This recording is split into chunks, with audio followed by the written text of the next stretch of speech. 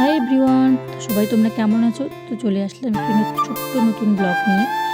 তো দেখো আজকে আমি আর আমার যা যাচ্ছি আমার মামা শ্বশুরের বাড়ি। তো বাড়ি থেকে বেরোলাম, এই যে দেখো আমাদের ধান করছে সেগুলো আর কি বাড়িতে আনা হয়েছে। তারপরে আমরা যাব টোটোতে। টোটোকে ফোন করলাম, টোটো আসলো, উঠে পড়লাম। আমার যা আমাকে একটা দিল ডেরি মিল্ক খাওয়ার জন্য, ব্যাগে নাকি ছিল, বলছে খেয়ে নে। তারপরে এই যে আমরা টোটোতে করে টুকটুক টুকটুক করে যাচ্ছি। যাওয়ার পরে একটু প্রকৃতি দেখছি, কি সুন্দর সবারই ধান ক্ষেত হয়েছে, যেহেতু আমাদের গ্রামের বাড়ি, তো এগুলো তো আশেপাশে থাকেই, তোমরা সবাই জানো। তারপরে চলে আসলাম মিষ্টির দোকানে।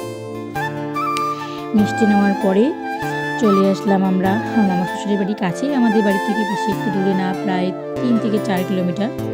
চলে আসলাম, আসার পরে আমার মামি শাশুড়ি আমাকে খেতে দিল।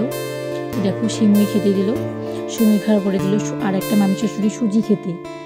তো এই তো খাওয়া দাওয়ার পরেই সন্ধ্যাটা আজকে আমাদের এরকম করেই কাটলো। টাটা এভরিওয়ান, দেখা হচ্ছে নেক্সট একটা নতুন ব্লগে।